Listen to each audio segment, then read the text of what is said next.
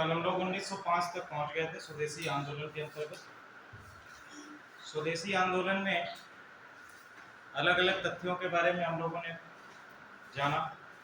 स्वदेशी आंदोलन क्यों इम्पोर्टेंट था, कहाँ से शुरुआत हुई, किस प्रकार से स्वदेशी आंदोलन भारतीय आंदोलन की एक नींव रखता है।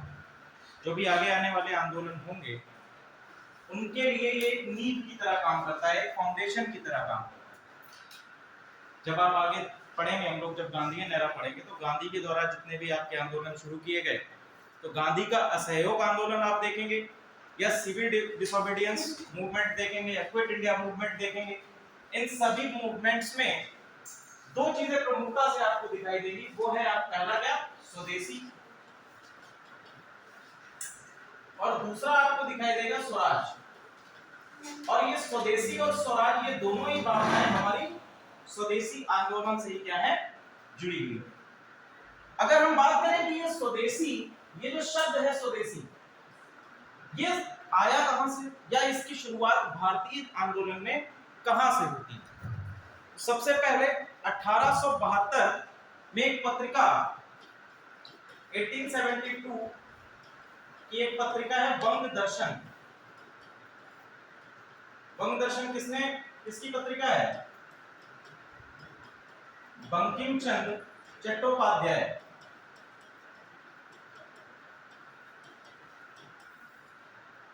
बंग दर्शन चट्टोपाध्याय के द्वारा ये जो आपकी बंग दर्शन है, 1872 में सबसे पहले इसके अंतर्गत स्वदेशी की बात करी गई।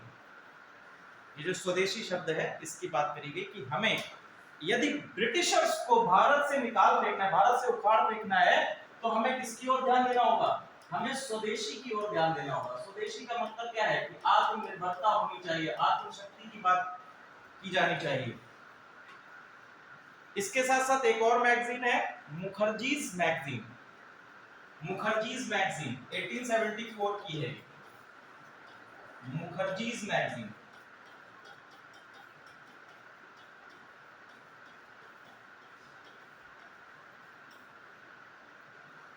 मुखर्जीज मैगजीन शंभूचंद्र मुखोपाध्याय, शंभूचंद्र मुखोपाध्याय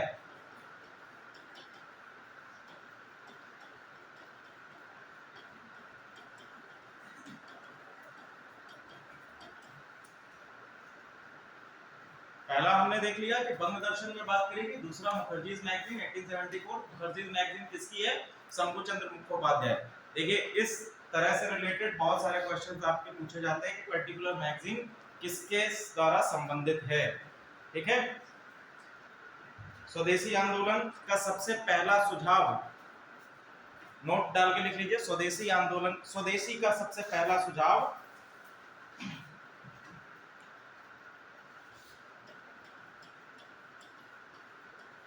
संजीवनी में कृष्ण कुमार मित्र के द्वारा दिया गया, कृष्ण कुमार मित्र के द्वारा दिया गया। ठीक है, अगर हम स्वदेशी आंदोलन के अंतर्गत बात करते हैं तो स्वदेशी आंदोलन में सबसे पहला सुझाव कृष्ण कुमार मित्र, और कृष्ण कुमार मित्र की पत्रिका कौन सी है, संजीवनी। ठीक है, संजीवनी क्या है, इसकी पत्रिका है। स्वदेशी आंदोलन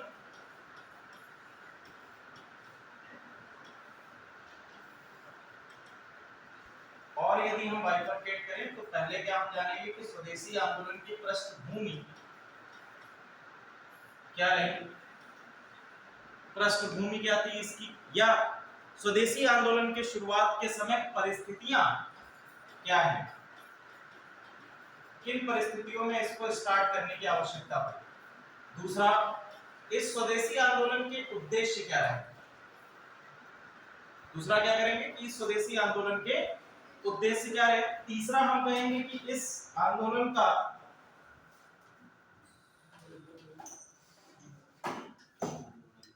तीसरा लिख लीजिए, इसको दरवाजा खोलो। तीसरा लिखिए विस्तार, आरंभ या विस्तार।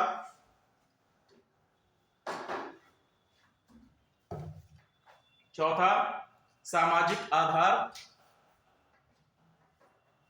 सामाजिक आधार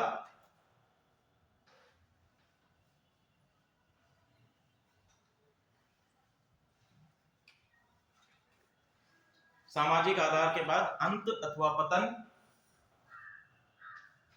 और महत्व, इन 6 पार्ट्स में हम आपके स्वदेशी आंदोलन को डिस्कस करेंगे। सबसे पहला आपका क्या है कि इसका पृष्ठभूमि या परिस्थितियां क्या है, किन परिस्थितियों में स्वदेशी आंदोलन को स्टार्ट किया गया। तो स्वदेशी आंदोलन को स्टार्ट करने के पीछे क्या रीजन रहे होंगे। सबसे पहला मैंने आपको बताया था कि लॉर्ड कर्जन के द्वारा जब 1903 में बंगाल विभाजन की घोषणा की गई, तो इस घोषणा से जितने भी आपके उदारवादी और साथ ही साथ एक्सट्रीमिस्ट नेता हैं कांग्रेस के, इनमें क्या हो गया, इन्होंने ये फील किया, इनको ये महसूस हुआ कि हमें एक राष्ट्रव्यापी आंदोलन की आवश्यकता है जिससे हम अपने जो बंगाल की स्थितियां हैं उनको कंट्रोल में ला सकते हैं, इस विभाजन को रोका जा सकता है। उदारवादियों के अंतर्गत मैंने बताया था कि उदारवादी क्या थे, उदारवादी ये चाहते थे कि ट्रिपल पी को फॉलो करते थे, पीपीपी मॉडल को फॉलो करते थे, जिसमें प्रेयर, पिटीशन और प्रोटेस्ट इनको फॉलो करते थे। एक्सट्रीमिस्ट क्या थे कि एक्सट्रीमिस्ट ये चाहते थे कि ये पिटीशन, प्रेयर, ये सारे इनसे काम नहीं चलेगा, आपको क्या करना है, आपको सशस्त्र विद्रोह करना है। और आगे चल के हम देखेंगे भी जब 1907 के बाद कांग्रेस का फूट आ जाती है, कांग्रेस फूट आ जाती है, सूरत फूट जिसको कहा गया, तो उसके बाद एक्सट्रीमिस्ट अलग हो जाते हैं और फिर एक बदलाव आता है भारतीय राजनीति में, या हम कह सकते हैं कि भारतीय स्वतंत्रता संग्राम में क्रांतिकारी राष्ट्रवाद का उदय होता है, रेवोल्यूशनरी नेशनलिज्म का उदय होता है। और रेवोल्यूशनरी नेशनलिज्म में अब बाल गंगाधर तिलक आ जाएंगे, डिफरेंट आपके कई सारे लीडर्स आएंगे अलग अलग स्थानों पर। तो सबसे पहला कारण इसका क्या रहा कि आपका बंगाल का विभाजन, ठीक है। अब बंगाल के विभाजन में दोनों के मत अलग अलग हैं। जैसे आपके उदारवादी नेता हैं, उनका कहना है कि जो आपका स्वदेशी मूवमेंट है ये हमारे बंगाल के क्षेत्र में ही सीमित रहना चाहिए, जबकि एक्सट्रीमिस्ट ये चाहते थे कि आपका स्वदेशी मूवमेंट एक राष्ट्रव्यापी तौर पर चलाया जाए, पूरे देश के लिए, हर जगह पर आप स्वदेशी मूवमेंट को लेके आइए ताकि हम अंग्रेजों के प्रति अपने रोष उत्पन्न कर सकें, रोष दिखा सकें, ठीक है। तो दोनों में मतभेद है। इसके तहत आप देखेंगे दूसरा क्या है, उद्देश्य आपको समझ में आया, परिस्थितियां क्या था, बंगाल का विभाजन है, 1905 में लागू भी कर दिया गया, ठीक है। इससे पहले एक मीटिंग मैंने आपको बताई थी जो 7 अगस्त को हुई है टाउन हॉल में, और टाउन हॉल में यहीं पर एक फेडरेशन की स्थापना की गई, स्वदेशी फेडरेशन, ये नहीं कल बताया था, स्वदेशी फेडरेशन। स्वदेशी फेडरेशन 7 अगस्त 1905 में स्थापित किया गया, किसके द्वारा, आनंद मोहन बोस के द्वारा स्थापित किया गया है स्वदेशी फेडरेशन।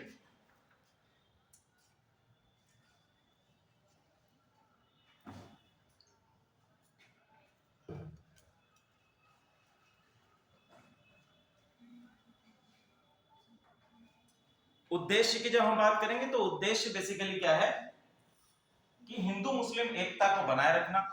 जैसा कि हमने आपको बताया था कि अंग्रेजों ने क्या कहा था, भाषा के आधार पर हम बंगाल का विभाजन कर रहे हैं, और बंगाल के 1900 में लॉर्ड कर्जन ने बंगाल की यात्रा की थी, ठीक है। और उन्होंने कहा कि बंगाल की यात्रा के बाद उन्होंने कहा कि बंगाल का एडमिनिस्ट्रेशन सुचारू रूप से चलाने के लिए इसको बंटवारा करना, इसका डिवीजन करना आवश्यक है। जो आपके ढाका, या हम कह सकते हैं कि पूर्वी बंगाल के जो मुस्लिम बाहुल्य इलाके हैं वहां पर ये गए, और वहां पर जाकर इन्होंने कहा, बेसिकली इनके साथ में क्या था कि अपर क्लास मुस्लिम और मिडिल क्लास मुस्लिम, जो आपका एजुकेटेड मुस्लिम्स था, वो इनके विचारों के साथ में जुड़ गए। उन्होंने कहा कि आपके बेटर डेवलपमेंट के लिए ये आवश्यक है कि बंगाल को 2 भागों में विभाजित कर दिया जाए, जिससे कि मुस्लिम्स के हितों का आधार बनाया गया। उन्होंने कहा कि आपको वो हित नहीं मिल पाते हैं जो कि ब्रिटिश सरकार आपको देना चाहती है, और विभाजन के बाद ये आपको मिल पाएंगे, ये अधिकार आपको मिल पाएंगे। इनके आधार पर इनके साथ में अपर क्लास मुस्लिम, एजुकेटेड मुस्लिम और मिडिल क्लास मुस्लिम क्या हुआ, जुड़ गया, और बंगाल का विभाजन हुआ। अभी भी एक बड़ा तबका ऐसा था मुस्लिम्स का जो इन विचारधाराओं को नहीं मानता, क्लियर, एक बड़ा तबका ऐसा था, क्योंकि लीडर्स क्या है, जो एजुकेटेड है वो तो जुड़ गए, लेकिन अभी क्या है, जो मिडिल, जो आपके निम्न स्तर पर हैं, वो इन विचारों को नहीं मानते थे, वो बंगाल विभाजन को अभी भी नहीं सपोर्ट कर रहे थे। ठीक है, पहला उद्देश्य हमने क्या कहा कि हिंदू मुस्लिम एकता को बनाए रखना, साथ ही साथ जो आपकी अखंडता है उसको बनाए रखना, स्वदेशी आंदोलन का मूल उद्देश्य। इसके साथ साथ जो आपका ब्रिटिशर्स का बढ़ता हुआ वर्चस्व है उसको कम करना और भारत को स्वराज दिलाना। इन उद्देश्यों की प्रतिपूर्ति के लिए स्वराज, यहां पर स्वराज की मांग आ गई कि भैया आप क्या है, हमें एक स्वराज या एक डोमिनियन स्टेटस चाहिए भारत के लिए। क्लियर है? आगे हम चलेंगे तो पूर्ण स्वराज आएगा, वो अलग चीजें हैं। क्लियर? चलो, इसके बाद हम कहेंगे कि आरंभ या विस्तार क्या है, स्वदेशी आंदोलन के आरंभ या विस्तार क्या है। तो हमने आपको बताया कि 1872 में सबसे पहला इसका आ गया था, परिकल्पना आ गई थी स्वदेशी की। ठीक है, बंग दर्शन के माध्यम से। इसके बाद 1874 में शंभू चंद्र मुखोपाध्याय का मुखर्जीज मैगजीन है, वहां पर इसकी परिकल्पना दी गई। संजीवनी के माध्यम से परिकल्पना आपकी आती है पहली बार स्वदेशी आंदोलन के अंतर्गत, और बाद में इस आंदोलन को लागू भी कर दिया गया 1905 में। क्लियर है यहां तक? चलिए, विस्तार की अगर हम बात करें तो अलग अलग स्थानों पर इसका विस्तार डिफरेंट टाइप्स ऑफ था, इसके अलग अलग स्थानों पर लीडर्स अलग अलग थे। पहला प्रांत डालिए पंजाब, पहला प्रांत है पंजाब। पंजाब में लीडर्स कौन है? जयपाल, जयपाल, लाला लाजपत राय, अजीत सिंह, भगत सिंह के चाचा जी हैं अजीत सिंह,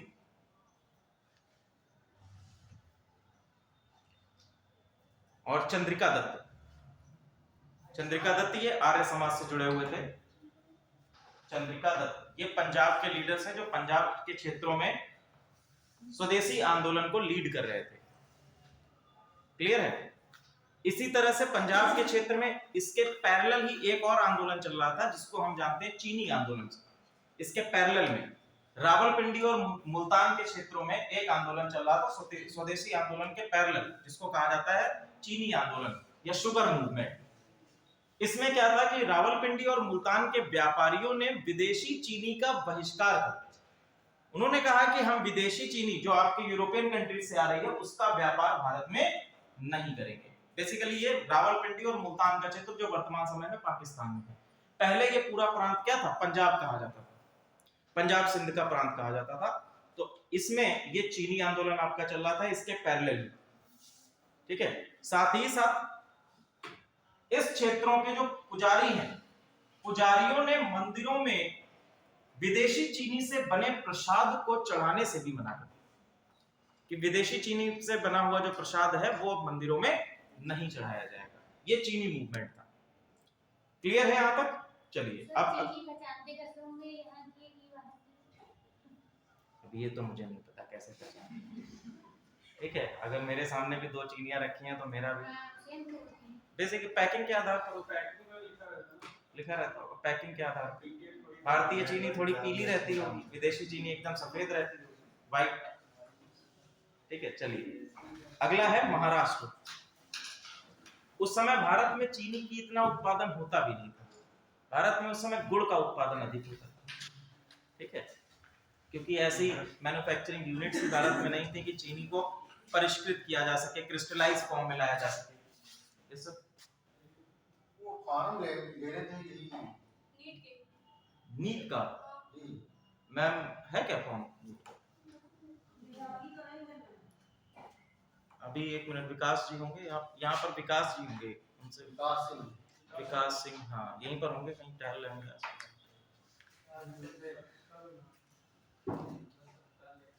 ठीक है, अगला लिखे महाराष्ट्र।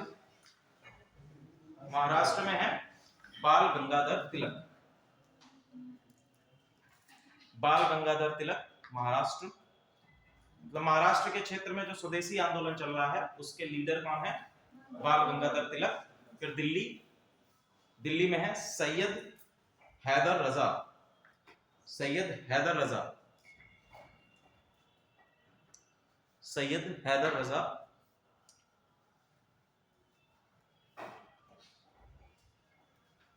आंध्र, आंध्र का जो आपका क्षेत्र है हरि सर्वोत्तम राय, हरि सर्वोत्तम राय, हरि सर्वोत्तम राय। तमिलनाडु ऑब्लिक मद्रास, तमिलनाडु या मद्रास के क्षेत्रों की बात करें, यहां पर आपके पहले हैं चिदम्बरम पिल्लई, चिदम्बरम पिल्लई, पी आनंद चार्लू, पी आनंद चार्लू और T M Nair, T M Nair. अब आ जाइए बंगाल में, बंगाल, बंगाल में है बिपिन चंद्र पाल। बंगाल देखिए एक ऐसा एरिया था जहां पर काफी सारे इंटेलेक्चुअल पीपल्स हैं, बौद्धिक क्षमता वाले लोग हैं, यहाँ पर कई सारे लीडर्स थे। बिपिन चंद्र पाल हैं, अरविंद घोष, अरविंद घोष, ब्रह्म माधव उपाध्याय, ब्रह्म माधव उपाध्याय,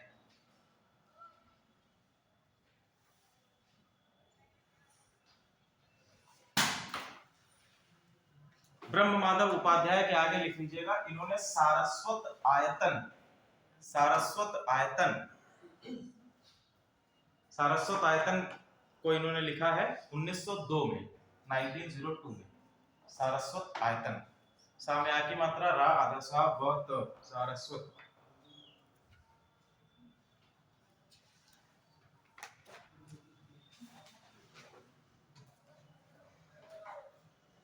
चलिए ये क्या है, ये इसका विस्तार है, किन किन क्षेत्रों तक ये फैला हुआ है और कौन कौन से लीडर्स इस आंदोलन से जुड़े हुए हैं। अगले पॉइंट पर आ जाते हैं कि इसका सामाजिक आधार क्या था। सामाजिक आधार कहने का पहले ऐसा समझ लीजिए, मतलब समझ लीजिए, सामाजिक आधार कहने का मतलब ये है कि समाज के कौन कौन से वे वर्ग हैं जो इस आंदोलन के साथ में जुड़े। क्लियर है? जैसे अगर हम बात करें कि सबसे पहला ये आंदोलन था जिसमें विद्यार्थी सामने आते हैं, ठीक है। सामाजिक आधार में क्या है कि सबसे इसके बारे में कह रहे हैं कि पहला ये आंदोलन है जिसमें विद्यार्थी समाज जो है ये आंदोलन से जुड़ता है और इस आंदोलन की विचारधारा को चैनलाइज करता है ग्रामों तक, लोकल स्तर तक क्या करता है, चैनलाइज करने का प्रयास करता है। ठीक है, तो सबसे पहला लिखिए कि सामाजिक आधार, और सामाजिक आधार में इससे सबसे पहले जुड़ा है विद्यार्थी।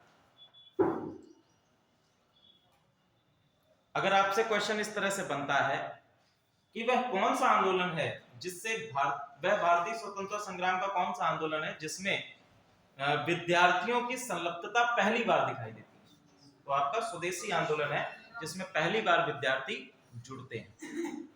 क्लियर? चलिए इसके बाद है निम्न वर्ग, निम्न मध्य वर्ग, निम्न मध्य वर्ग,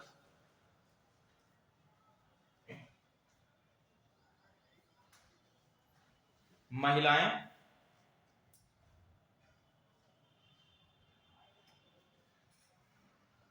व्यापारी वर्ग, व्यापारी वर्ग, व्यापारी वर्ग में कुछ लोगों के नाम लिख लीजिएगा। अब्दुल हलीम गजनवी, अब्दुल हलीम गजनवी, इन्होंने बंगाल के क्षेत्र में चमड़ा उद्योग की स्थापना करी। देखो क्या कहा गया कि हमें क्या है, स्वदेशी वस्तुओं की, स्वदेशी वस्तुओं को अपनाना है। अब स्वदेशी वस्तुओं का प्रोडक्शन होगा तभी तो हम स्वदेशी वस्तुओं को अपना सकते हैं। अगर प्रोडक्शन ही नहीं होगा तो हम स्वदेशी वस्तुओं को अपनाएंगे कैसे? तो भारत में क्या किया गया कि व्यापारी वर्ग के द्वारा डिफरेंट आपकी कमोडिटीज का प्रोडक्शन शुरू किया गया, जैसे कि साबुन है, सोप, ये सबसे ज्यादा विदेशी लोगों का यूज हो रहा था, तो साबुन का। दूसरा आपका मैच बॉक्स, माचिस, कपड़ा। इसके लिए आपके बाल गंगाधर तिलक में बंगाल में एक बुनाई उद्योग की, स्वदेशी बुनाई कंपनी की स्थापना करी। स्वदेशी बुनाई कंपनी ये किसके द्वारा स्थापित की गई है? बाल गंगाधर तिलक के द्वारा स्थापित की गई है बंगाल के क्षेत्र में। ठीक है, अब्दुल हलीम गजनवी, इन्होंने चमड़ा उद्योग की स्थापना करी है। ठीक है, इसके साथ साथ इसी के तहत 1906 में Dibang Lakshmi cotton mills, Dibang Lakshmi cotton mills 1906 में स्थापित होती है बंगाल के क्षेत्र में। एक और आपके व्यक्ति हैं अब्दुल रसूल, व्यापारी हैं अब्दुल रसूल। 1906 में दिबंग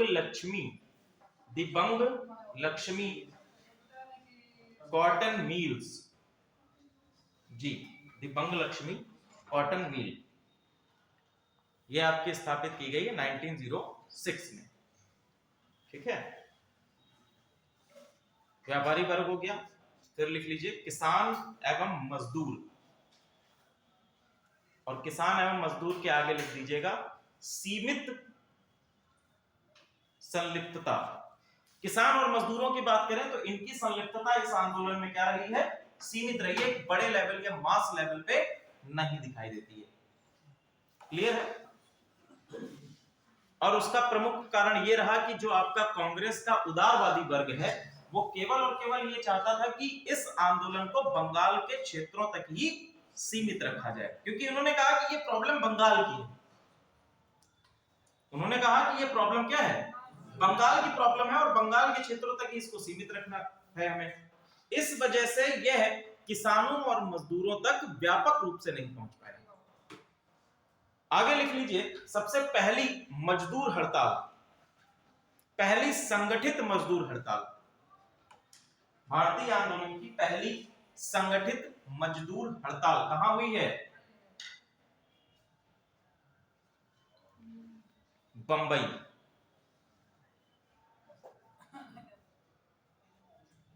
बंबई क्यों हुई थी, लिख लीजिए कारण बाल गंगाधर तिलक की गिरफ्तारी। बाल गंगाधर तिलक को जब गिरफ्तार कर लिया गया 1907 या 8 में, और उन्हें 6 वर्ष का 1908 में गिरफ्तार किया गया था 1908 में, और उन्हें 6 वर्ष के लिए निष्कासित कर दिया गया। ठीक है, 6 वर्ष के लिए उन्हें निष्कासित कर दिया गया था, सजा सुना दी गई थी, और उनको रखा गया था मांडले जेल में, मांडले जेल में रखा गया था 6 वर्ष के लिए। इनकी गिरफ्तारी का ही कारण था कि पहली संगठित मजदूर हड़ताल आपको बंबई में देखने को मिलती है।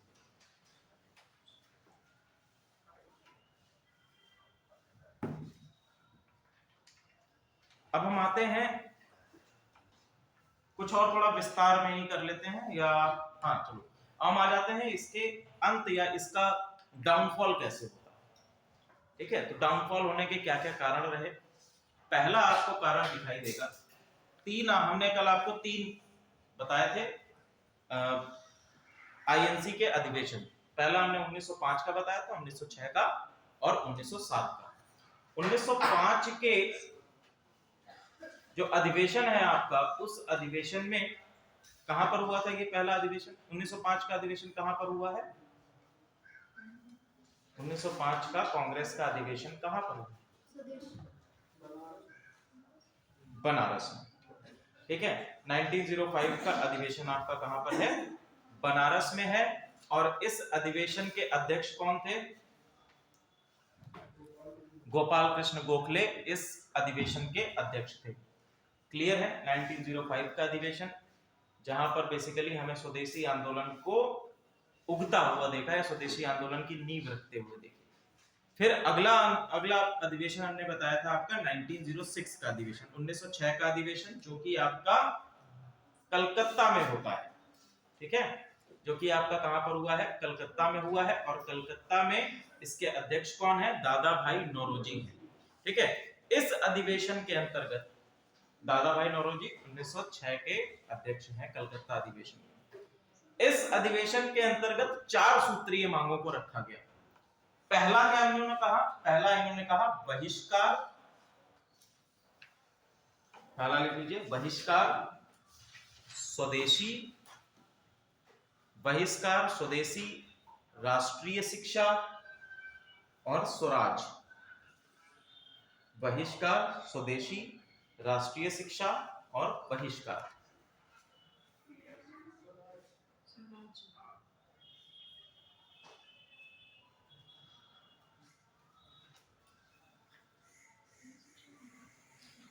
ठीक है, अब देखो अगला अधिवेशन आता है 1907 का अधिवेशन। 1907 का अधिवेशन इंपॉर्टेंट है क्योंकि यहीं से हम देखेंगे कि स्वदेशी आंदोलन डाउनफॉल करना शुरू करेगा। अंग्रेजों को एक आधार मिल जाएगा कि इस आंदोलन को हम खत्म कर सकें या दबा सकें, सप्रेस कर सकें। 1907 में क्या हुआ? दो आपके इंपॉर्टेंट, जब सूरत का अधिवेशन होना था तो इसमें बाल गंगाधर तिलक ये चाहते थे, सॉरी लाला लाजपत राय जो उग्रवादी या एक्सट्रीमिस्ट को बिलोंग कर रहे थे और उनको लीडरशिप दे रहे थे, तो काफी समय से हमने आपको बताया भी था कि उग्रवादी चाहते थे कि जो भी अध्यक्ष बने वो उनके ग्रुप से होना चाहिए, क्योंकि काफी लंबे समय से आपके उदारवादी ग्रुप के जो आपके लीडर्स हैं वो अध्यक्ष के पद पर रहे थे और लीड कर रहे थे कांग्रेस को या अधिवेशनों को लीड कर रहे थे। बना दिया जाता है लाला लाजपत राय उग्रवादी समूह की तरफ से थे, बना दिया जाता है दादा भाई नौरोजी को। और इसमें जो तथ्य दिया गया वो ये दिया गया कि भैया ये अधिवेशन जहां पर हो रहा है उस पर्टिकुलर एरिया से बिलोंग करने वाला सदस्य लीडर नहीं हो सकता है।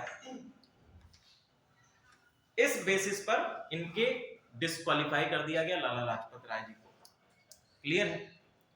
यहां तक कहानी चल रही थी। दूसरा क्या है? पहला क्या कॉन्फ्लिक्ट था? अध्यक्ष पद को लेके। दूसरा कॉन्फ्लिक्ट ये था कि स्वदेशी आंदोलन के विस्तार को लेकर। उदारवादी ये चाहते थे कि स्वदेशी आंदोलन केवल और केवल बंगाल के क्षेत्र तक सीमित रहे, जबकि एक्सट्रीमिस्ट ये चाहते थे कि स्वदेशी आंदोलन पूरे देश या हम कह सकते हैं कि पैन इंडिया चलाया जाए। दूसरा हो गया आपका ये अधिवेशन होता है और इस अधिवेशन में कांग्रेस में अपने ही आपसी मतभेद हो जाते हैं। इसको हम लोग कहते हैं सूरत फूट, ठीक है, सूरत स्प्लिट कहते हैं। ठीक है, सूरत स्प्लिट के बाद कांग्रेस कमजोर हो जाती है और एक्सट्रीमिस्ट कांग्रेस को छोड़कर चले जाते हैं। अंग्रेजों को मौका मिल गया। अंग्रेजों ने क्या किया? उदारवादियों को, यहां पर एक अंग्रेजों की पॉलिसी आती है जिसको हम लोग कहते हैं carrot and stick policy. Hindi में इसको कहते हैं गुड़ दिखाओ और डंडे की नीति। तो गुड़ दिखाओ किसके लिए है? उदारवादियों के लिए है। और डंडा किसके लिए है? एक्सट्रीमिस्ट के लिए। ठीक है, कैरेट मतलब गाजर, ठीक है, तो गाजर किसके लिए है?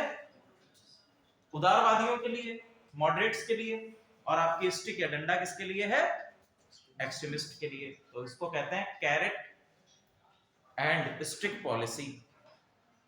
अब कैरेट एंड स्टिक पॉलिसी के अंतर्गत क्या किया गया? तो सबसे पहले इन्होंने कहा कि उदारवादियों के लिए कि 1909 में जो हम कानून लेकर आएंगे, आप स्वदेशी आंदोलन को खत्म कर दो, इसको कम कर दो, हम जो 1909 में आपका कानून लेकर आएंगे उस कानून के अंतर्गत आपको भर भर के राइट दे देंगे, अधिकार दे देंगे, आपका रिप्रेजेंटेशन बढ़ा देंगे। ये सारी कहानी इन्होंने बताई। अब इस कहानी के अंतर्गत क्या हुआ? उदारवादी तो मान गए, एक्सट्रीमिस्ट अभी भी क्या थे? लड़ रहे थे। तो अंग्रेजों ने उनके लिए डंडा निकाला। सबसे पहले लाला लाजपत राय जी को पकड़ लिया गया। अभी मैंने बताया था कि 1908 में बाल गंगाधर तिलक जी को पकड़ लिया गया और उनको मांडले जेल में डाल दिया गया। लाला लाजपत राय और लाला लाजपत राय के साथ में इनके 9 बंगाल के 9 और नेता हैं जिनको भी पकड़ लिया गया और इनको दे दिया गया देश निकाला। ठीक है, इनको क्या कर दिया गया? देश निकाला दे दिया गया। क्लियर है? इसमें आपके अजीत राय भी हैं। साथ ही साथ आपके कुछ लीडर्स हैं जो एक्टिव पॉलिटिक्स से बाहर हो गए, जैसे अरविंद घोष हैं। तो अरविंद घोष क्या हुए कि एक्टिव पॉलिटिक्स से बाहर चले गए। पहले तो कुछ समय तक बंगाल नेशनल कॉलेज के प्रिंसिपल बने रहे और इसके बाद ये एक्टिव पॉलिटिक्स यानी भारत में चीजें चल रही थी उससे अपने आप को दूर कर लिया और ये पंडिचेरी में जाकर बस गए अरविंद घोष। तो हम ये देखेंगे कि एक्सट्रीमिस्ट जो आपके थे वो एकदम हाशिए पर आ गए। क्लियर है? यहां तक सारी चीज समझ में आ रही है? इसके बाद हम पहुंचे थे कहां पर? 1909 में। यहां तक इसको रखिएगा, 1909 को अभी हम लोग आते हैं। इससे पहले कुछ चीजें हैं जिसको एक बार और समझ लेते हैं। इसी के अंतर्गत अब आगे हम देखेंगे कि 1911 में क्या हुआ था? बंगाल विभाजन को रद्द कर दिया गया था और स्वदेशी आंदोलन का आधार ही क्या था? बंगाल विभाजन। जब बंगाल विभाजन को ही रद्द कर दिया गया तो स्वदेशी आंदोलन क्या होगा? धीरे धीरे डिक्लाइन कर जाएगा। क्लियर है? इसके अंतर्गत कुछ और चीजों को लिख लीजिए। समाचार पत्र पहला है आपका संध्या और दूसरा है आपका काल। ये दोनों समाचार पत्र आपके स्वदेशी आंदोलन के अंतर्गत महत्वपूर्ण भूमिका प्ले कर रहे थे। पहला है संध्या। संध्या किसके द्वारा है? ब्रह्मबंधव उपाध्याय।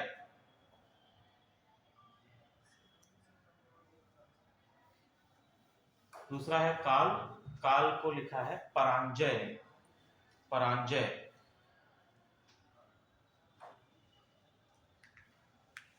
परांजय।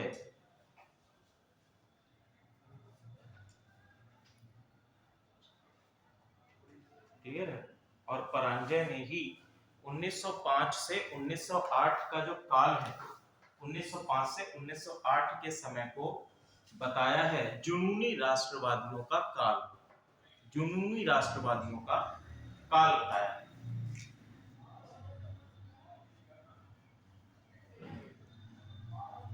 अब अंतिम पर आ जाते हैं कि महत्व तो क्या है स्वदेशी आंदोलन का। महत्व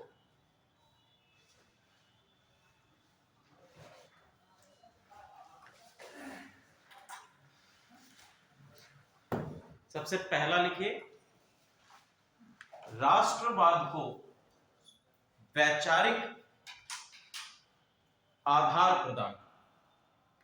पहला काम इसने क्या किया कि राष्ट्रवाद को एक विचारधारा या एक वैचारिक आधार प्रदान कर दिया कि राष्ट्रवाद कैसा होना चाहिए, किन मूल्यों पर आधारित होना चाहिए। इसके बाद नेक्स्ट, इसके द्वारा जन संगठन और जन भागीदारी, जन संगठन और जन भागीदारी,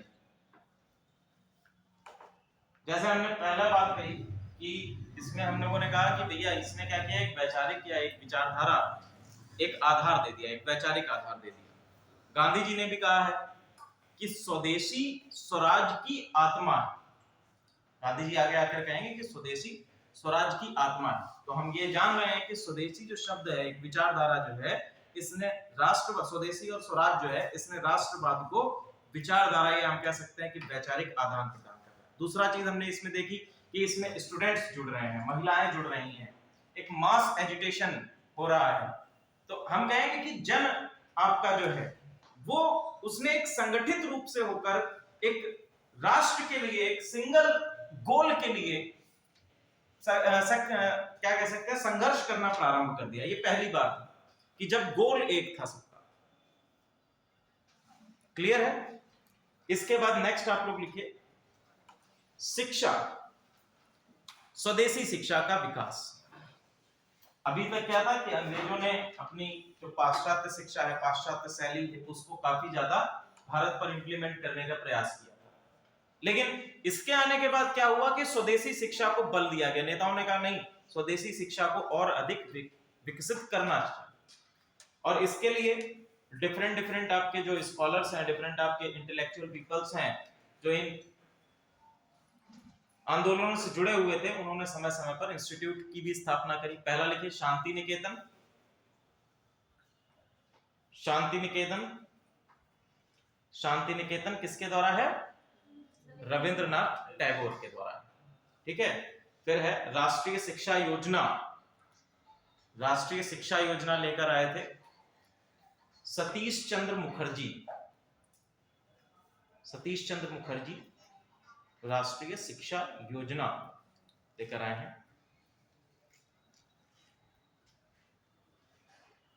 मुखर्जी, सतीश चंद्र मुखर्जी का ही एक समाचार पत्र है, भागवत चतुष्पदी। भागवत चतुष्पदी।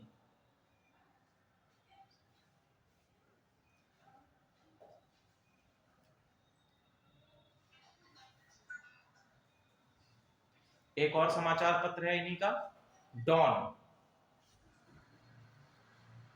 DON वाला डॉन नहीं है, DAWN वाला डॉन है। पाकिस्तान में चलता वही है। हाँ, नहीं वो नहीं है, बंगाल के क्षेत्र में, पाकिस्तान वाला नहीं। और यहीं पर इन्होंने डॉन सोसाइटी की स्थापना करी। Don society. डॉन का मतलब क्या होता है? अभ्युदय, उदय।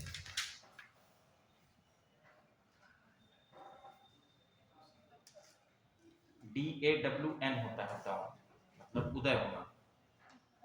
ठीक है। डॉन सोसाइटी के भी संस्थापक कौन है? सतीश चंद्र मुखर्जी। राष्ट्रीय शिक्षा परिषद गुरुदास बनर्जी के द्वारा, राष्ट्रीय शिक्षा परिषद। डॉन सोसाइटी की स्थापना 1902 में है, इसको लिख लीजिएगा। कभी कभी क्रोनोलॉजी पूछ लेता है। देखो ये जो आपका टॉपिक है, जो हम लोग यहां से लेकर 1947 तक पढ़ेंगे, यहां से यूपीपीसीएस और यूपीएससी दोनों पर ही बहुत सारे क्वेश्चन बनते हैं। क्लियर है? अगर आपके क्वेश्चन फंसेंगे तो यहीं से फंसेंगे। इसमें क्रोनोलॉजी भी पूछ ली जाती है। क्रोनोलॉजी का मतलब आपसे कह देगा 1906 में ये हुआ, 1907 में ये हुआ, और इनको नहीं, सॉरी, घटना बता देगा, केवल घटना लिख देगा कि डॉन पत्रिका, असहयोग आंदोलन, ठीक है, स्वदेशी आंदोलन। अब कह देगा कि इनको कालक्रम के अनुसार लगाइए।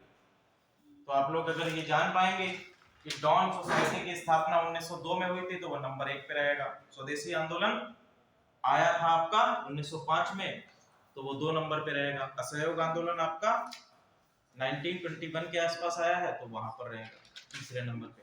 तो कालक्रम के अनुसार लगाने वाले क्वेश्चन आपको यूपीएससी में ज्यादा मिलेंगे। ठीक है, चलो 1902 में इसकी स्थापना की गई है। इसके साथ साथ कल हमने आपको बताया गया था बंगाल राष्ट्रीय कॉलेज और इसके प्रिंसिपल अरविंद घोष। ये शिक्षा के क्षेत्र में जो विकास हुआ है स्वदेशी आंदोलन के अंतर्गत वे। अगला लिखिए साहित्य। शिक्षा हो गया, शिक्षा के बाद जो आपके साहित्यिक विकास है, जैसे कल हमने आपको बताया कि इसके अंतर्गत क्या है, आपका वंदे मातरम अपना लिया गया आपके स्वदेशियों के द्वारा, और अमार सोनार बांग्ला, इस तरह के गीत गाए जा रहे थे। तो ये सभी क्या है? ये सभी विकास के टर्म हैं जो आपके स्वदेशी आंदोलन के अंतर्गत आए।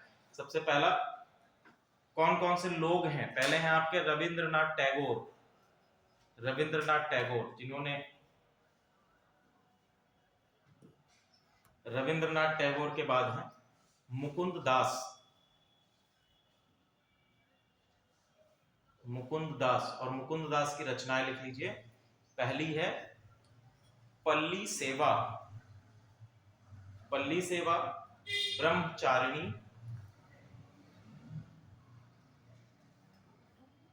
ब्रह्मचारिणी,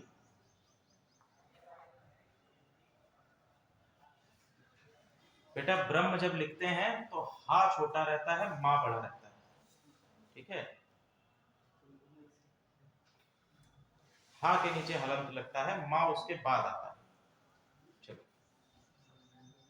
और ब्रह्मचारिणी हो गया। ब्रह्मचारिणी के बाद समाजोपथ। समाजोपथ,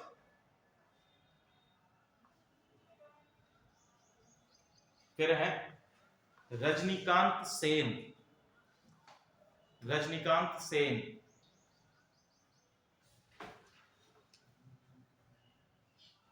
रजनीकांत सेन। रजनीकांत सेन ने रचना करी है इसी काल में। पहली है कंठ गीति। कंठ गीति, बाणी, बाणी, यस, और कल्याणी अमृत। कल्याणी अमृत। एक और हैं साहित्यकार इसी काल के, सैयद अबू मोहम्मद। सैयद अबू मोहम्मद।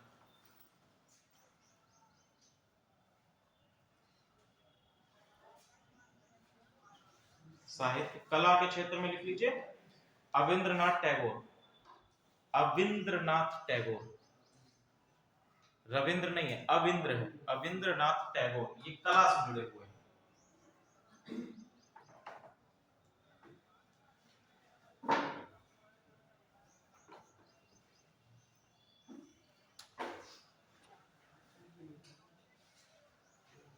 वंदे मातरम किसके द्वारा रचित है? ठीक है, उस पर कुछ समितियां हैं उसको भी लिख लीजिए। स्वदेश बांधव समिति, स्वदेश बांधव समिति ये आपका उद्योग से जुड़े हुए हैं, ठीक है। स्वदेश बांधव समिति। अश्विनी कुमार दत्त, अश्विनी कुमार दत्त,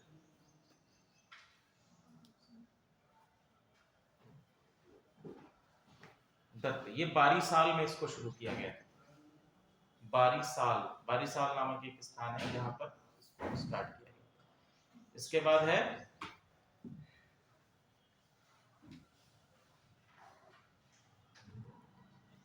ठाकुर मार झूली, साहित्य के क्षेत्र में इसको डाल लेना, ठाकुर मार झूली। ये बेसिकली इसके आगे ब्रैकेट में लिख लीजिएगा दादी माँ की कथाएं।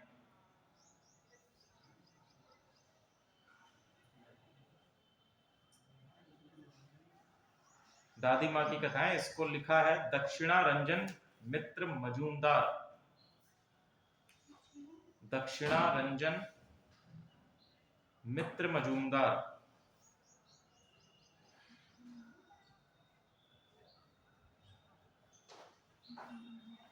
मित्र मजूमदार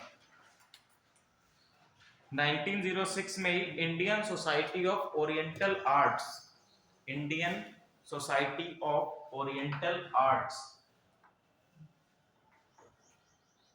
इंडियन सोसाइटी, हिंदी में लिख लीजिए भारतीय प्राच्य कला संस्थान, भारतीय प्राच्य कला संस्थान, Indian society of oriental arts.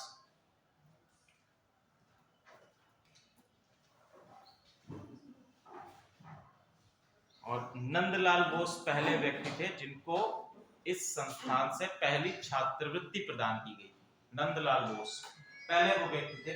तो यहाँ तक हमारा स्वदेशी आंदोलन कंप्लीट हो जाता है। अब हम लोग 1909 पर आ जाते हैं वापस, जब स्वदेशी आंदोलन कुछ टर्म्स तक चल रहा था। हालांकि 1908 तक आते आते हम ये कह सकते हैं कि पूरी तरह से ये खत्म हो चुका था, क्योंकि इसके जो लीडर्स हैं, जो बड़े बड़े लीडर्स हैं, उनको क्या कर दिया गया था, बाहर कर दिया गया था, उनको मेन सिनेरियो से बाहर कर दिया गया। लेकिन चूंकि लोगों तक ये बात पहुंच चुकी थी, हमने कहा कि विद्यार्थी इस आंदोलन से जुड़ चुके थे, तो कहीं ना कहीं ये क्या था, अभी भी चल रही थी चीज। अब जैसे इतिहासकारों को जब आप पढ़ेंगे तो इतिहासकार कहेंगे कि जो आपके क्रांतिकारी हैं, या हम कह सकते हैं कि जो क्रांतिकारी राष्ट्रवाद है, ये भारतीय स्वतंत्रता संग्राम में समय समय पर उभर कर आया, इसमें एक कंटिन्यूटी नहीं थी। उन्होंने क्या कहा कि इसमें क्या है, एक कंटिन्यूटी नहीं थी, लगातार। जैसे मान लीजिए कि जब जब आपके उदारवादियों के द्वारा शुरू किए गए आंदोलन आए, उसी समय पर आपके एक्सट्रीमिस्ट, या हम कह सकते हैं कि क्रांतिकारी राष्ट्रवाद भी उभर कर आ गया। और जैसे ही ये आंदोलन खत्म हुए, वैसे ही आपके एक्सट्रीमिस्ट भी नीचे दब गए। लेकिन एक इतिहासकार है कामा मैकलिन, कामा मैकलिन ने 2007 में जब इंडिया आई, तो उस समय पर भारत में एक मूवी आई हुई थी, रंग दे बसंती। देखिए आप लोगों ने, ठीक है, देखिए, आमिर खान की मूवी है रंग दे बसंती, बहुत ही अच्छी मूवी है, आप लोगों को देखनी भी चाहिए, ठीक है। तो उन्होंने उस मूवी को जब देखा तो अपने स्टूडेंट्स को दिखाया जाके, अमेरिका में, सॉरी यूरोपियन कंट्रीज से कहीं से बिलोंग, वहां पर दिखाया अपने स्टूडेंट्स को, स्टूडेंट को काफी पसंद आई। तो उन्होंने कहा कि आप चंद्रशेखर आजाद और भगत सिंह के बारे में बताइए। तो जब रिसोर्सेज, अब रिसर्च की गई, तो पता चला भगत सिंह के बारे में, जो रिवॉल्यूशनरीज रहे हैं इंडिया के, उनके बारे में इतना लिखा ही नहीं गया है। तो कामा मैकलिन ने कई सारी किताबें जो है लिखी हुई है इसी क्रम में, भगत सिंह पर है, चंद्रशेखर आजाद पर है। एक बुक है उनकी, a revolutionary, the inner war of India, a revolutionary है, इनर वॉर ऑफ इंडिया, कि भारत में जो उस समय युद्ध चल रहा था उसमें क्या स्थिति थी। तो एकदम सटीकता से उन्होंने कई सारे तथ्यों को उजागर करते हुए लिखा है कि ऐसा नहीं था, इसमें कंटिन्यूटी थी। जो आपके क्रांतिकारी राष्ट्रवाद है, ये कभी भी छुपा नहीं, ये कभी भी दबा नहीं, ये धीरे धीरे क्या है, अपने चरमोत्कर्ष पर आता गया। जैसे कहा जाता है कि जब 1921 में 1921 में आपका असहयोग आंदोलन शुरू किया गया, उसी समय एक्सट्रीमिस्ट उभर कर आए, लेकिन 1922 के आसपास जब वापस ले लिया गया असहयोग आंदोलन को, तो एक्सट्रीमिस्ट जो है असहयोग आंदोलन को छोड़कर बाहर चले गए। क्लियर है? कई सारे इतिहासकारों ने इस प्रकार की बातें कही, तो कामा मैकलिन ने उसको नकारा है। क्लियर है? तो इसमें कहीं ना कहीं आपको बताया गया है कि एक रूपता और एक कंटिन्यूटी रही है। 1909 में हम लोग बात कर रहे थे कि 1909 में सबसे पहले क्या लाया गया? मॉर्ले मिंटो रिफॉर्म लाया गया। मॉर्ले मिंटो रिफॉर्म के अंतर्गत क्या क्या चीजें थी? पहला बात इन्होंने कही कि भैया अब आपकी सेंट्रल लेजिस्लेटिव काउंसिल में संख्या हम बढ़ाकर कितनी कर देंगे? 60 कर देंगे। रिप्रेजेंटेशन को बढ़ा दिया गया, 60 कर देंगे। इसके बाद दूसरी बात इन्होंने कही कि जो आपकी सेक्रेटरी ऑफ स्टेट है और सेक्रेटरी ऑफ स्टेट की जो काउंसिल है, उसमें हम 2 और भारतीय सदस्यों को सम्मिलित कर देंगे। 2 भारतीय सदस्य शामिल किए गए, किसमें? सेक्रेटरी ऑफ स्टेट की काउंसिल के अंतर्गत, समिति के अंतर्गत। तीसरा बात इन्होंने क्या कही, जो फूट वाली बात थी, कल हमने आपको बताई भी थी। इसमें इन्होंने कहा कि हम मुस्लिम्स को एक सेपरेट इलेक्टोरेट प्रदान करेंगे, एक पृथक निर्वाचक मंडल प्रदान करेंगे। अब हमने कल आपको ये अवधारणा समझा दी थी कि पृथक निर्वाचक मंडल और आपका संयुक्त निर्वाचक मंडल क्या होता है। क्लियर है? धीरे धीरे तो ये पहला अंग्रेजों के द्वारा लाया हुआ है, पहला ऐसा कानून था, पहला एक हम कह सकते हैं एक एक्ट था, जिसके अंतर्गत भारतीयों में धार्मिक आधार पर फूट डालने की बात कही गई। अभी तक क्या था? पॉलिसीज तो लागू की जा रही थी, लेकिन एक बड़े स्तर पर, एक बृहद स्तर पर इस प्रकार की पॉलिसी नहीं लाई गई थी, जो कि आपका 1909 में मॉर्ले मिंटो रिफॉर्म के अंतर्गत लाई गई। अब मॉर्ले मिंटो रिफॉर्म के अंतर्गत ये चीजें हो गई। 1911 तक आते आते हम देखेंगे कि आपके जो स्वदेशी आंदोलन था ये पूरी तरह से खत्म हो चुका है, और 1911 तक आते आते बंगाल का विभाजन भी रद्द कर दिया गया। क्लियर है? और बंगाल का विभाजन रद्द होने के बाद हम ये कह सकते हैं कि भारत में जो आंदोलन चल रहे थे या भारतीय राष्ट्रवाद था, ये एक कह सकते हैं कि पॉज पर आ गया, क्योंकि लीडर्स आपके क्या थे? लीडर्स अधिकतर क्या थे? कोई जेल में था, किसी को भारत से निष्कासित कर दिया गया है, गतिविधियां कुछ प्रकार की चल रही थी, लेकिन वो काफी छिटपुट गतिविधियां थी भारत में, और ये गतिविधियां केवल और केवल आपके एक्सट्रीमिस्ट ग्रुप के लोग चला रहे थे। उदारवादी अभी भी सिनेरियो से अलग थे। उन्होंने क्या था? उन्होंने कैरेट पकड़ ली थी, लेकिन जो आपके एक्सट्रीमिस्ट थे वो अभी भी लगे हुए थे, कहीं पर किसी की हत्या कर रहे हैं, कोई अंग्रेजी अधिकारी है उसको हत्या कर रहे हैं, कोई भवन है उसको जला दिया, ठीक है, कोई ऑफिस है उसको तोड़ दिया, तो अभी भी उनके विरोध करने के तरीके वही हैं। धीरे धीरे उन्होंने जो स्वदेशी की आग थी उसको जलाया। क्लियर है यहां तक सारी चीजें? चलो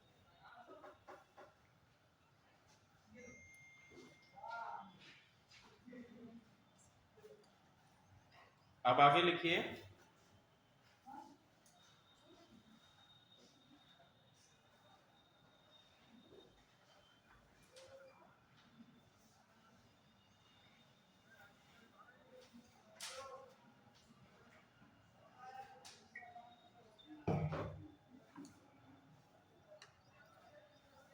फर्स्ट वर्ल्ड वॉर, प्रथम विश्व युद्ध कब से कब तक है? 1914 से 1918 तक ही है, लेकिन 1919 कर लेते हैं क्योंकि वो केवल एक छोटी सी संधि 1919 तक आती है, तो उसको ऐड कर दिया 1919। तो 1914 तक तो सिचुएशंस वैसे ही रही।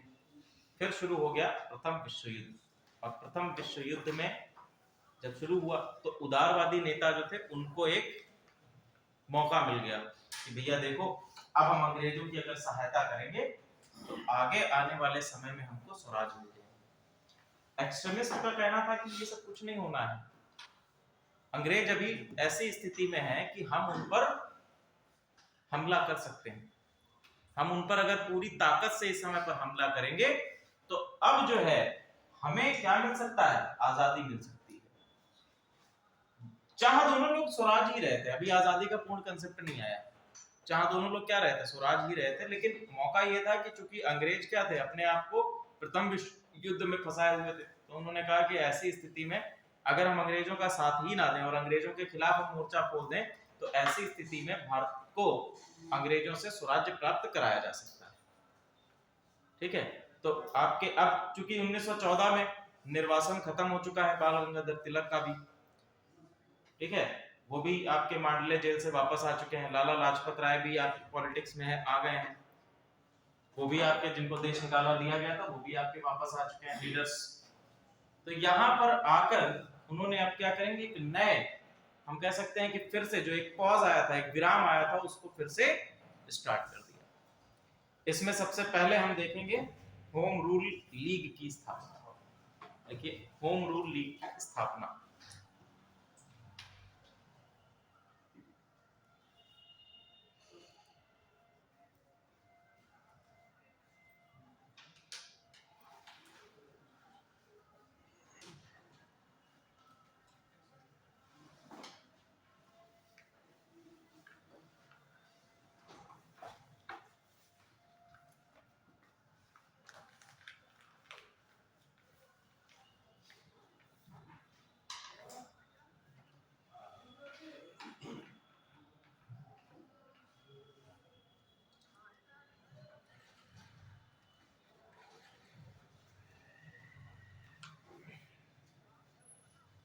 ठीक है। होम रूल लीग की स्थापना में दो लोग सम्मिलित हैं। पहले हैं, एक होम रूल लीग लिखना और उसको इस प्रकार से बनाकर दो जगह कर देना, ऐसे करके, ठीक है, तीर बनाकर होम रूल लीग और ऐसे करके दो तरफ बांट देना। पहले में लिख लीजिए लोकमान्य तिलक,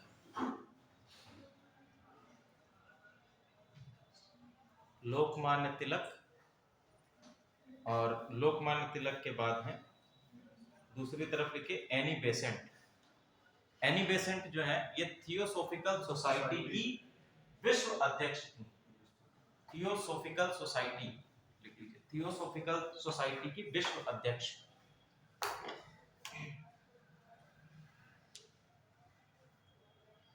लोकमान्य तिलक ने पुणे 28 अप्रैल 1916, लोकमान्य तिलक में ही लिखिएगा इधर साइड में, लोकमान्य तिलक ने इसकी स्थापना पुणे में करी, पुणे, और स्थापना वर्ष है 28 अप्रैल 1916, 1916। समाचार पत्र का नाम लिख लीजिए केसरी, जो लोकमान्य तिलक का है। और इसी समय पर इन्होंने एक नारा दिया जो कि अभी भी आप लोग सुनते होंगे, स्वराज्य मेरा जन्म सिद्ध अधिकार है और मैं इसे लेकर रहूंगा। ठीक है, अब इधर आ जाइए एनी बेसेंट में। एनी बेसेंट ने सेंटर बनाया अदियार को, अदियार या अदियार महाराष्ट्र के क्षेत्र में है शायद, नहीं महाराष्ट्र में नहीं, कर्नाटक के क्षेत्र में।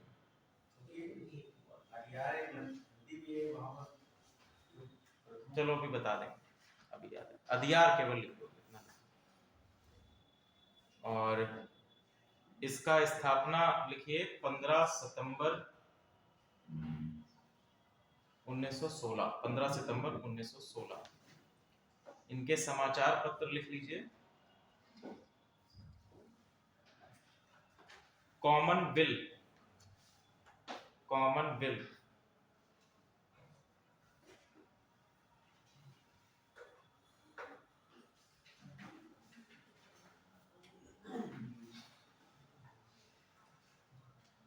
और न्यू दिल्ली।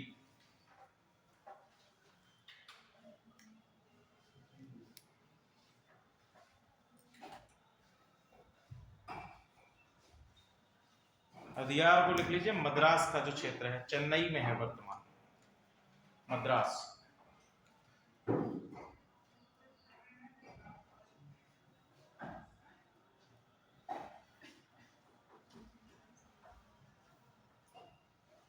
ठीक है, यहां तक तो सारी चीजें सही चल रही थी, यहां तक हम लोग आ गए हैं।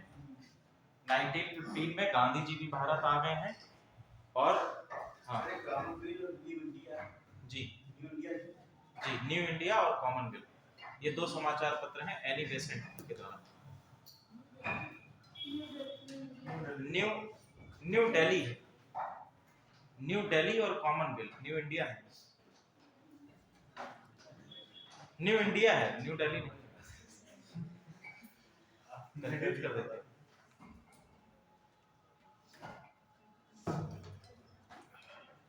यहां तक कहानी समझ में आ रही है? चलो अब इसके बाद लिखे लखनऊ समझौता। लखनऊ समझौता या जिसको कहते हैं लखनऊ पैक्ट। लखनऊ पैक्ट 1916 1916। अब देखो क्या होता है यहाँ पर। इससे पहले हम चलते हैं थोड़ा सा, अब ये तो है ही काम लाइव नहीं होती है। देखो चलते हैं थोड़ा सा वर्ल्ड वॉर की तरफ, इधर आ जाते हैं। यहाँ पर क्या हुआ, अभी तक मुस्लिम लीग बन चुका है, आप लोग जानते हैं मुस्लिम लीग बन चुका है, 1906 में शायद बना था, ठीक है 1906 में ढाका में उसको बना दिया गया मुस्लिम लीग को, लेकिन अभी भी ये अलग काम कर रहा है, आईएनसी के साथ में नहीं जुड़ा था।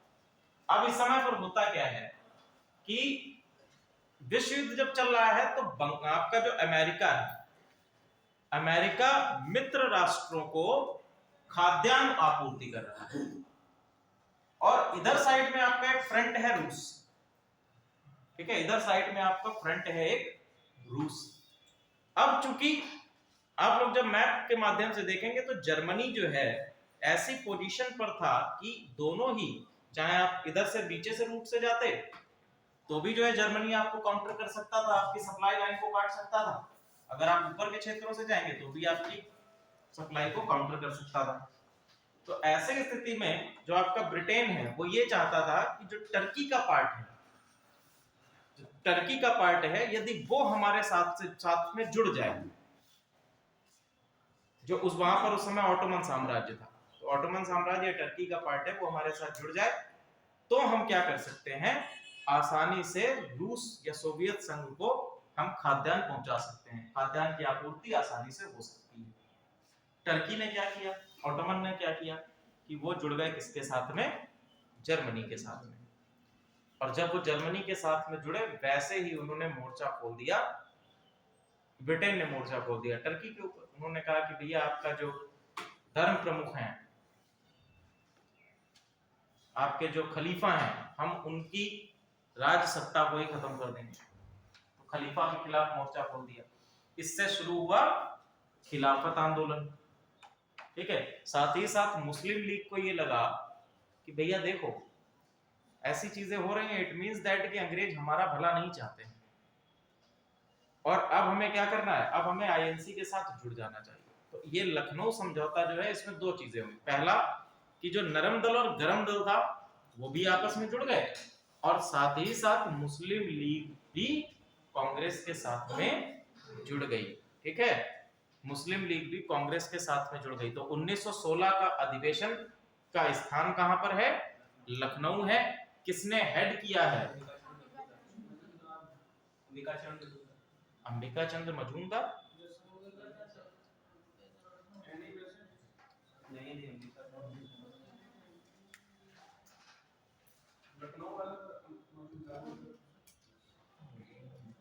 लिखो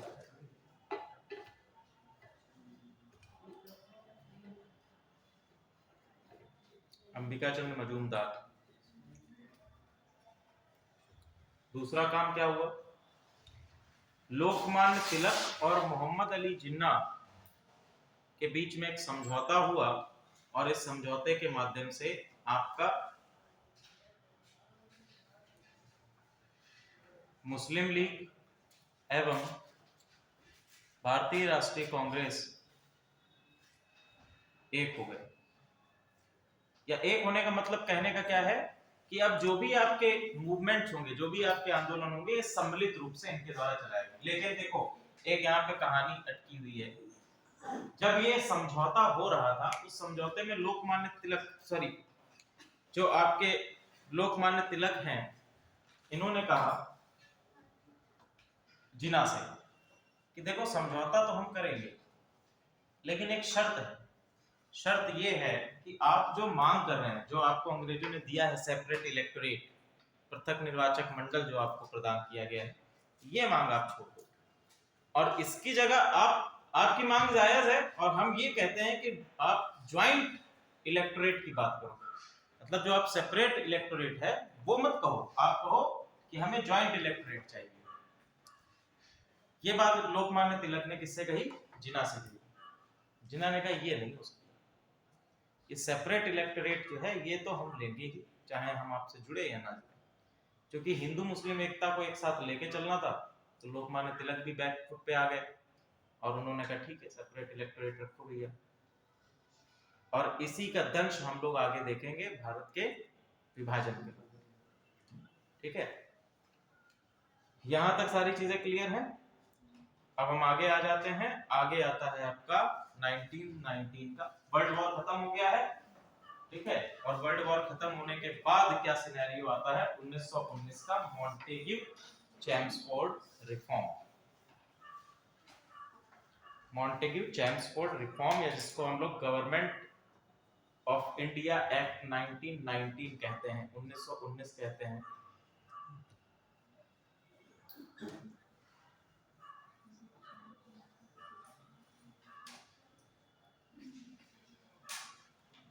अब इसमें क्या किया गया?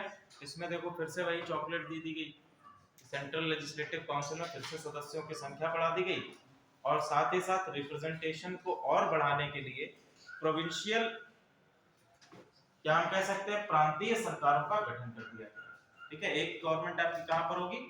सेंटर में होगी, और दूसरी गवर्नमेंट आपकी कहां पर होगी? प्रांतों में होगी। सेंट्रल गवर्नमेंट में आपकी लेजिस्लेटिव काउंसिल और एग्जीक्यूटिव काउंसिल, ये दो चीजें बना दी गई कि आपका एक लेजिस्लेटिव होगा, एक आपकी एग्जीक्यूटिव होगा। तो जो मांग उठाई गई थी बहुत समय पहले कि लेजिस्लेटिव और एग्जीक्यूटिव अलग अलग होने चाहिए, वो मांग यहाँ पे पूरी कर दी गई कांग्रेस की, उदारवादियों की। ठीक है, दूसरा उन्होंने क्या कहा कि आपका प्रोविंशियल में क्या होगा? एक गवर्नर होगा, और गवर्नर के अंतर्गत फिर उन्होंने कहा कि उसकी एक लेजिस्लेशन होगा, एक एग्जीक्यूटिव होगा। ठीक है, साथ ही साथ इन्होंने क्या किया? दो लिस्ट बना दी, एक आपकी बना दी स्टेट लिस्ट और दूसरी आपकी बना दी सेंट्रल लिस्ट। अब यह हम स्टेट लिस्ट है, इसको प्रोविंशियल लिस्ट भी कहते हैं, प्रांतीय आपकी सूची कहते हैं। और प्रांतीय सूची में आपके दो भाग कर दिए गए, पहला आपका कर दिया गया ट्रांसफर्ड और दूसरा कर दिया गया रिजर्व। दो विषयों के आधार पर दो चीजों में बांट दिया गया लिस्ट को। पहला आपका कर दिया गया प्रांतीय विषय और दूसरे आपके ट्रांसफर्ड विषय और दूसरे आपके कर दिए गए रिजर्व। क्लियर है यहां तक? तो ये आपके किसमें आए? 1919 के एक्ट में। इधर आपके गांधी जी 1915 में आ चुके थे भारत में। ठीक है, और गांधी जी जब भारत आए तो भारत में आके सबसे पहला काम उन्होंने क्या किया? तो अलग चीज, पहले उन्होंने क्या किया? भारत की 1 वर्ष की यात्रा। ठीक है, तो जब आप आईएएस बनोगे तो सबसे पहले आपको यात्रा पे ले जाया जाएगा, पूरे भारत की यात्रा कराई जाएगी। सलाम तो गोपाल कृष्ण गोखले ने ही दी थी। हाँ सर, ये सलाम तो गोपाल कृष्ण गोखले ने ही दी थी। जो भी है, यात्रा कर ली, किसने सलाह दी? ये क्वेश्चन। पहले उन्होंने क्या की? यात्रा की।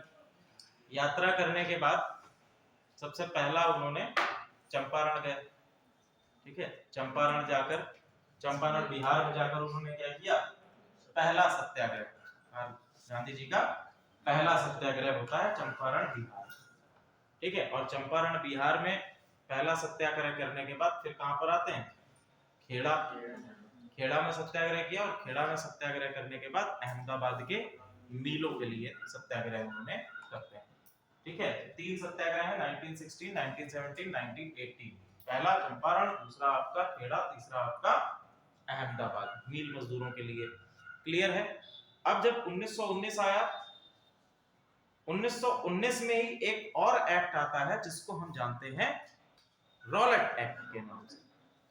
ठीक है, किस नाम से जानते हैं? रॉलेट एक्ट के नाम से जानते हैं, जिसके अंतर्गत क्या क्या प्रोविजंस थे? रॉलेट एक्ट के अंतर्गत क्या क्या प्रोविजंस थे? ठीक है, तो इसके अंदर ये बेसिकली क्या था? जो अंग्रेजों का सैन्य कानून था, जो मार्शल लॉ था, मार्शल लॉ को और अधिक कड़ाई से लागू करने का एक मीडियम था, एक माध्यम था। ठीक है, मार्शल लॉ को, इसके अंतर्गत क्या था कि अगर कोई भी पर्सन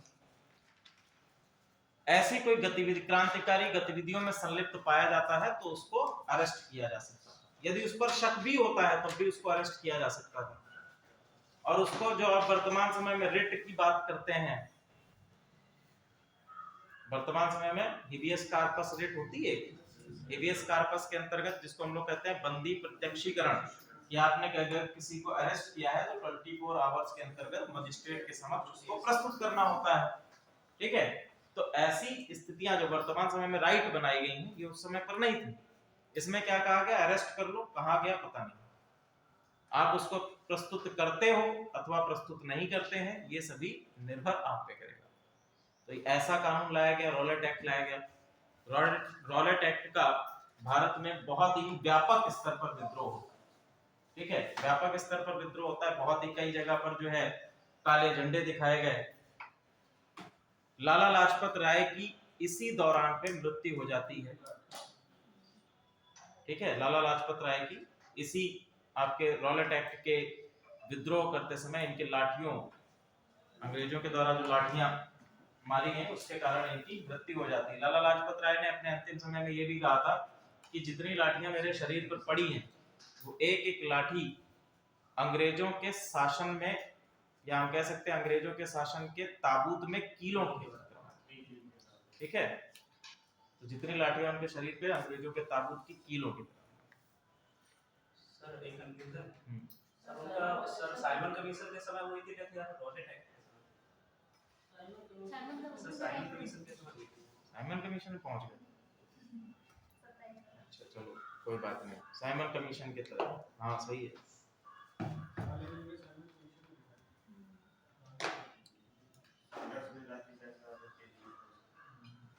अरे यार, इसमें दलिया वाला बात बताना। हंटर आएगा। चलो इधर आ जाते हैं। कभी कभी क्या होता है कि हाँ, कनेक्शन जो है मिल नहीं पाता है। चलो भैया, तो रॉलेट एक्ट के, जब भारत में रॉलेट एक्ट आता है तो रॉलेट एक्ट के विरोध में भारत में जगह जगह विरोध प्रदर्शन होते हैं। सबसे महत्वपूर्ण विरोध प्रदर्शन आपका होता है जलियांवाला बाग में। तो जलियांवाला बाग में, जलियांवाला बेसिकली अमृतसर के जो क्षेत्र है, यहाँ पर दो नेता आपके प्रमुखता से थे। एक थे आपके सत्यपाल मलिक और एक थे आपके किचलू। ठीक है, ये दो प्रमुखता से थे। इनको गिरफ्तार कर लिया गया। तो इनके गिरफ्तारी के विरोध में जलियांवाला बाग में एक शांतिपूर्ण, बैसाखी का दिन था, शांतिपूर्ण तरह से एक मीटिंग चल रही थी, सभा का आयोजन किया गया। और इस सभा में पहुंच गया कौन? उस समय मार्शल लॉ लागू कर दिया गया था पंजाब के क्षेत्र में, और इसमें पहुंच गया जनरल डायर। और जनरल डायर ने, चूंकि वहां पर एक ही गेट था, और जनरल डायर ने क्या किया कि गोलियों से चलवाकर उन सभी को मार दिया।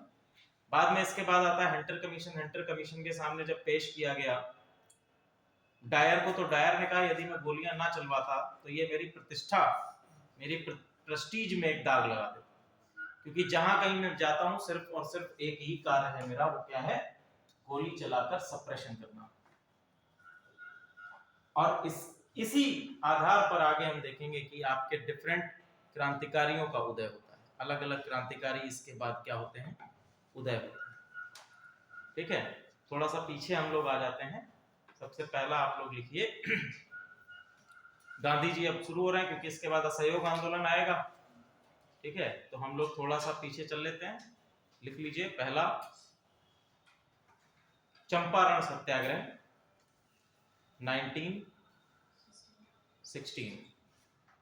1916 का चंपारण सत्याग्रह।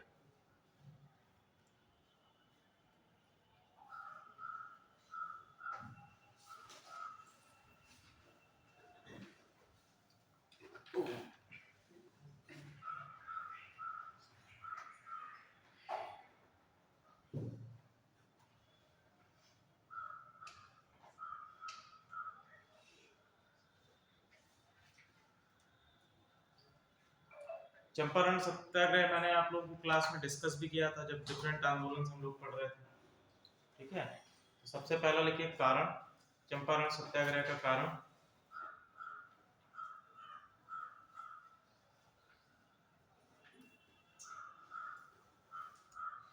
कारण में लिखिए तिनकठिया पद्धति, तिनकठिया पद्धति या तिनकठिया सिस्टम, तिनकठिया पद्धति या तिनकठिया सिस्टम। तिनकठिया सिस्टम क्या था भैया? तिनकठिया सिस्टम क्या है? ब्रैकेट में लिखिए 3/20, 3/20, ठीक है। तो इन्होंने कहा कि 3/20 या 3/3 हिस्से पर आपको क्या करनी है? नील की खेती करनी है। हमने आपको समझाया भी था कि इसी समय पर क्या चल रहा था? वर्ल्ड वॉर चल रहा था। बेसिकली क्या था कि वर्ल्ड वॉर चलने से नील की मांग में कमी आ गई और प्रोडक्शन आपका लगातार नील का चंपारण के क्षेत्र में हो रहा था। तो जब प्रोडक्शन हो रहा है, मांग में कमी आ गई, तो क्या होगा? किसानों का शोषण किया जाएगा। अब किसान कह रहे हैं कि हमारे पास नील है, आप हमसे नील खरीद लीजिए, और अंग्रेज व्यापारी क्या कह रहे हैं कि भैया आपको कम दाम पे बेचनी हो तो आप दे दो, नहीं तो क्या है, हम आपसे नील नहीं खरीदेंगे, ठीक है। तो ऐसी स्थिति में क्या हो रहा था? किसानों का शोषण हो रहा था। तो मनमाने दामों पर अंग्रेज व्यापारी किसानों से नील खरीद रहे थे। दूसरी चीज क्या है कि तिनकठिया सिस्टम लागू कर दिया गया था कि आपको नील की खेती करनी ही करनी है। अब देखो, इसमें गांधी जी को रामचंद्र शुक्ल ने पत्र लिखा। रामचंद्र शुक्ल ने क्या किया कि गांधी जी को बुलाया चंपारण के क्षेत्रों में, और गांधी जी यहाँ आकर क्या करते हैं? सत्याग्रह करते हैं। सत्याग्रह क्या है पता है आपको? सत्य के लिए आग्रह। और सत्य के लिए आग्रह किस प्रकार से? अहिंसा के मार्ग पर चलते हुए। देखो, जो सत्याग्रही की अगर हम बात करें कि सत्याग्रही क्या है गांधी जी के लिहाज से, तो सत्याग्रही क्या है? सत्याग्रही बेसिकली किसमें विश्वास रखता है? हृदय परिवर्तन में विश्वास रखता है कि तब तक हम अपनी बात पर अडिग रहेंगे जब तक सामने वाले का हृदय ना परिवर्तित हो जाए। यदि कोई हमें मार रहा है तो हम मार सहते रहेंगे, और तब तक सहते रहेंगे जब तक वो खुद ही ना इस बात को मान ले कि मैं अपने आप गलत कर रहा हूं, मैं जिस व्यक्ति को मार रहा हूं उस व्यक्ति के साथ मैं गलत कर रहा हूं। तो हृदय परिवर्तन पर विश्वास रखता है सत्याग्रही। गांधी जी ने एक और बात कही थी। गांधी जी ने कहा था, जैसे उदारवादियों के विषय में गांधी जी जब शुरुआत में भारत आए 1915 में, तो एक बात और कही उदारवादियों के विषय में, क्योंकि शुरुआत से चला आ रहा था कि हम प्रेयर करेंगे, पेटिशन करेंगे। तो गांधी जी ने कहा कि petition should be backed up by a power, यानी प्रार्थना को शक्ति की आवश्यकता होती है। जब गांधी जी के बारे में आप थोड़ा सा फिलोसॉफिकल उसमें जाएंगे तब पढ़ेंगे, गांधी जी ने 1915 में कहा था कि प्रार्थना को भी शक्ति की आवश्यकता होती है, बिना शक्ति के प्रार्थना का कोई वजूद ही नहीं, ठीक है। और आगे चलकर हम देखेंगे कि उन्होंने सत्याग्रह की भावना को लेकर आए। फिर थोड़ा सा आप आगे जाएंगे, जब 1921 में असहयोग आंदोलन के दौरान चौरा चौरी कांड होता है, उसके बाद उन्होंने क्या कहा? अहिंसा हो रही है, पॉज कर दिया, बंद कर दिया, ठीक है। असहयोग आंदोलन को रद्द कर दिया गया। फिर आप जब भारत छोड़ो आंदोलन पर आएंगे तो उन्होंने कहा कि भैया अब क्या है, थोड़ी सी हिंसा हो सकती है, ठीक है। तो 1915 में जो उन्होंने बात कहा था कि प्रार्थना should be backed up by a power, वो चीज उन्होंने कहा लागू कर दिया क्विट इंडिया मूवमेंट में। तो ये दिखाता है, क्योंकि अभी देखो, अगर हम कहते, अगर 1922 में ले लिया जाता, अगर रद्द ना किया जाता आपके क्विट इंडिया असहयोग आंदोलन को रद्द ना किया जाता, तो जहां तक आपका विचारधारा जाएगी, जहां तक आप सोच सकते हैं, तो उस पर आप देखिए कि हमारे भारत में कहीं ना कहीं समाजवादी राज्य की स्थापना हो सकती है। जो हमारा वर्तमान समय का एक मिश्रित व्यवस्था आपको देखने को मिलती है, वो आपको देखने को ना मिलती। कारण क्या है कि उस समय जो एक्सट्रीमिस्ट पॉलिटिक्स थे, वो बेसिकली किसकी ओर उनका झुकाव था? एक्सट्रीमिस्ट जो आपके पॉलिटिशियंस थे, एक्सट्रीमिस्ट ग्रुप था, वो बेसिकली मार्क्सवादी विचारधारा से बहुत ज्यादा प्रभावित थे, समाजवाद से बहुत ज्यादा प्रभावित थे। आप भगत सिंह को ले लीजिए, चंद्रशेखर आजाद को ले लीजिए, जितने भी आप एक्सट्रीमिस्ट लीडर्स देखेंगे, ये सभी किससे जुड़े थे? मार्क्सवादी विचारधारा से जुड़े थे, समाजवादी विचारधारा से जुड़े थे। इवन हिस्टोरिकल्स, या हम लोग बात करेंगे इतिहासकारों की, तो इतिहासकार भगत सिंह के बारे में ये कहते हैं कि भगत सिंह एक वैकल्पिक शासन व्यवस्था को देने वाले नेता थे। सुभाष चंद्र बोस की बात की जाती है तो उनके पास क्या था, एक वैकल्पिक शासन व्यवस्था। जो भारत में वर्तमान समय का हम लोग देते हैं वेस्टर्न डेमोक्रेटिक मॉडल, वो आपको शायद देखने को ना मिलता, क्योंकि फिर क्या होता, फिर वेस्टर्न जो आपके थॉट्स, सॉरी जो आपके एक्सट्रीमिस्ट थॉट्स हैं वो ओवरकम कर जाते हैं। ठीक है, अब बाकी चीजों को नेक्स्ट क्लास में चर्चा करेंगे। यह चल भी नहीं रहा है तो क्लास भी उतनी अच्छी आज नहीं हो पाई। चलिए तब तक के लिए थैंक यू क्लास। आप लोग कहाँ से क्या क्या पढ़ रहे हैं एग्जाम के लिए भैया, पढ़ाई लिखाई कर रहे हो? टेस्ट सीरीज का मैंने लिंक भेजा है, ठीक है, उसको आप लोग डाउनलोड कर लीजिए। टेस्ट सीरीज आप लोग टेस्ट देखो, जितना ज्यादा क्वेश्चन आप लगाएंगे अभी मैंने कल भी आपसे कहा था, आज भी कह रहा हूँ कि नंबर ऑफ क्वेश्चंस आप ज्यादा से ज्यादा लगाइए। जितने ज्यादा क्वेश्चंस आप करेंगे उतना ही ज्यादा आपके एग्जाम में बेनिफिशियल होगा। अभी आप ये सोचेंगे कि किताबों को पढ़ने का समय है, किताबें पढ़ लेते हैं, ये छूट गया वो छूट गया, तो उसको आप पूरा नहीं कर पाएंगे। क्योंकि यूपीएससी या यूपीपीसीएस एक ऐसा दरिया है जिसके सारे पानी को आप कभी पी ही नहीं सकते। ठीक है, तो प्रयास करिए कि जितना पानी अभी पी लिया है उसको पचाने का। ठीक है, अब जितने हथियार आपके तरकश में हैं उनको चलाने का अभ्यास करिए, बाकी हथियार फिर ले लीजिएगा। देखो अभी क्या है, अभी आप लोग क्लास कर रहे हो तो क्या कर रहे हैं, हथियार ही तो सजो रहे हैं। कोई जो है किसी के पास ब्रह्मास्त्र रखा होगा, किसी के पास जो है अलग अलग गांडीव होगा। गांडीव तो सबके पास है, ठीक है, वो तो सबके पास, दिमाग जो है आपका गांडीव है, समझ लीजिए। गांडीव क्या था, अर्जुन का धनुष था। ठीक है, अर्जुन का धनुष था जिसकी सहायता से वो बाण चलाया करता था। आपको बाण केवल और केवल किससे चलाने हैं, अपने दिमाग से चलाने हैं। आपके तर्क जो है वो आपके बाण है, तर्क आपके बाण है और आपका दिमाग आपका गांडीव है। ठीक है, किस तर्क को किस प्रकार से इस्तेमाल करना है ये आप पर डिपेंड करता है। क्लियर है, बस ये है कि एक अच्छा सा कृष्ण और ढूंढ लीजिए तो। हाँ, अरे हम नहीं, कोई भी हो सकता है जो आपको सही जगह पर सही तर्क का इस्तेमाल, सही बाण का इस्तेमाल करने के बारे में।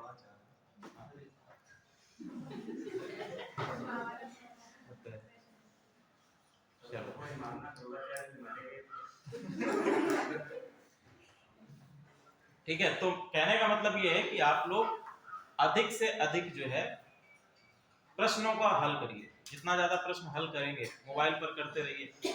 नहीं मिल रहा है तो मोबाइल पे आप लोग टेलीग्राम तो चलाते ही होंगे, टेलीग्राम में कई सारे ऐसे चैनल्स हैं जिस पर क्विज आती रहती है डेली, तो उसका अभ्यास करते रहिए, क्विज का अभ्यास करते रहिए, उसमें लगा दीजिए।